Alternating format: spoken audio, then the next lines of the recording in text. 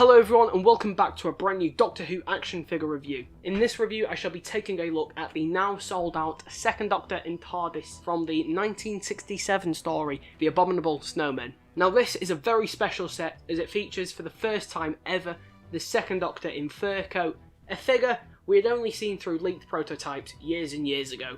But also this set includes our first electronic classic TARDIS in just over a decade. Before I take a look at the set itself, if you are new here, feel free to help the channel out by subscribing for more Doctor Who content like this. So taking a look at the packaging, the box itself is a little bit different, mainly due to the nature of this being an exclusive set.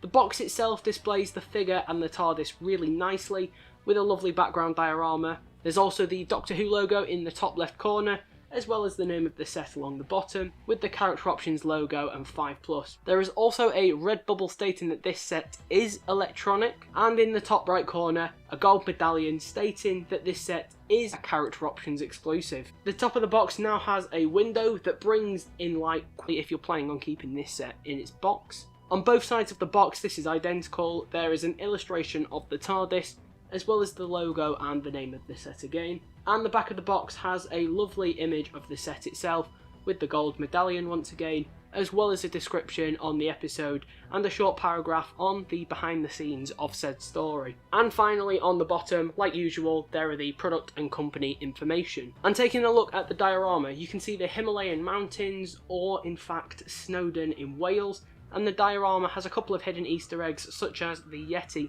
and even a Rastan warrior robot. And here they are, the set no one knew they needed, and looks incredible. The second Doctor is perfect, like I said, a long overdue release, and that TARDIS again is just incredibly beautiful. I knew I would like this set, but actually having it in hand, I'm pretty happy. First of all, let's take a look at the second Doctor. So the overall body is the standard second Doctor, just with new arms and a new PVC jacket piece. And it works. As usual, the head sculpt is fantastic, it looks just like Patrick Troughton. However, this time they have sort of gone over with a grey wash, just to make him look a bit older. The shirt again is painted in the light blue, almost white, and the bow tie has been painted with the darker, almost black, bluey colour, with the white polka dots on as well. But let's be real, the main draw of this figure is the fur coat. Taking a look at the fur sculpt, it has lots and lots of detail, and looking closely you can see different layers, the way it's been sculpted, it looks perfect. But it is actually sculpted in a light brown, and you can see clearly you've got the darker browns, the lighter browns, the creams, and then all over the top, like I've said, there are just a little bit of a wash just to make it look more like a fur coat. And not only is that, but you can also see the string that the Doctor uses to tie his jacket round his body. And then the trousers are moulded in the dark grey plastic with the black checkers over the top, just like all the previous second Doctors we've had. And his wellies this time around, they have been painted brown with a light cream sole. Moving on to articulation, so the head can move side to side, the arms can do a full 360. There is a bicep swivel, but it is hindered by the fur coat. There's 90 degrees at the elbow. And if you can get your fingers in, the wrists are on a peg as well. They can rotate, but again are hindered by the jacket. There is waist articulation, but again it is hindered by the fur jacket. There is thigh articulation up there as well.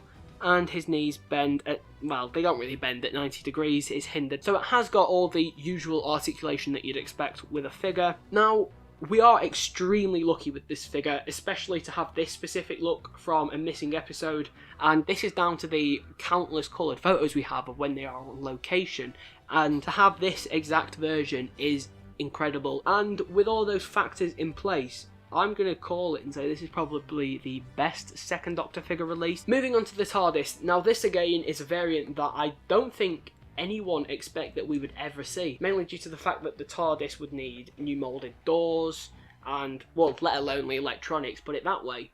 But for those who aren't really aware of the behind the scenes detailing of 60s Doctor Who, during the filming for Evil of the Daleks, the doors were put on the wrong way, which led to the pull to open door being on the right side instead of the left. And actually taking a look at the box, so you've got the lamp. So this is the same roof piece that they used in the War Games set. Around the box, the Please Public Call Box signs are actually a sticker with a beautiful dirty wash over the top. The actual box itself has been painted in this beautiful blue colour scheme with a whitewash all over the top, which really gets into the nooks and crannies, just bringing out that sculpt perfectly. And this continues all the way around the box, except for the windows. And I'm not really one to be too nitpicky with toys, because that's what they are at the end of the day. But the very clean windows do stand out quite a bit, so it might be worth just going over with like a black wash, sort of similar to what they did with the War Games TARDIS.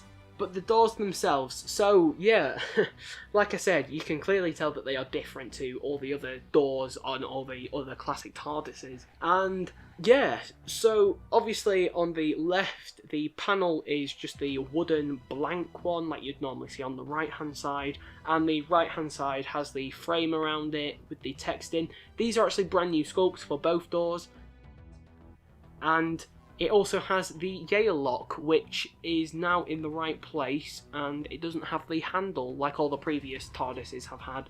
And actually looking at the sign, so this again is a sticker, so you've got a white background with the black text over the top, and it has sort of got like a dirty effect over the top of it, which again adds to the rest of the battered look of the toy. And the base, this time around they've gone for the thinner base, so they have found a way to cram all the electronics in there. But before we look at the electronics, both the doors can open and close, and obviously when you come to shut them again, the door on the right does have the spring mechanism in place. So the electronics take 3 AAA batteries, and there is a on and off switch on the bottom. So let's listen to the sound effects.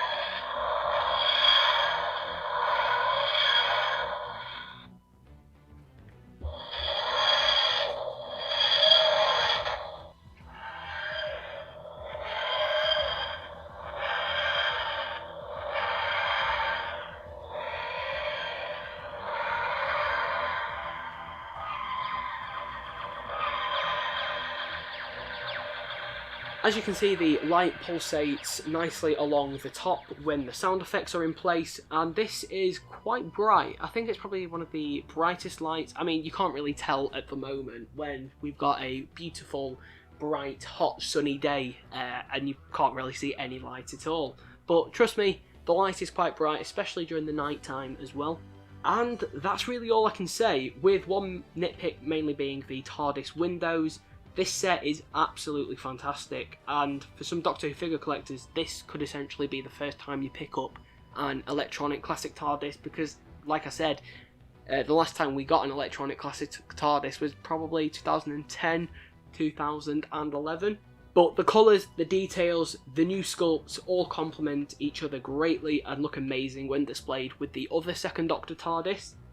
And as for the Second Doctor, like I said, it's possibly one of my favourite variants of the Second Doctor, and it is absolutely incredible that in 2021 we are finally getting the Second Doctor with his fur coat, something which, looking back on his run, he did actually wear quite a few times, obviously such as the Ice Warriors, the Abominable Snowmen, the 5 Doctors, and even in The Name of the Doctor when he had that quick cameo at the start with the 8th Doctor in America. So yeah, this set is fantastic, and as for the price being $39.99, doesn't bother me in the slightest, especially when you consider that 10 years ago in Forbidden Planet I think the price tag was around $34.99.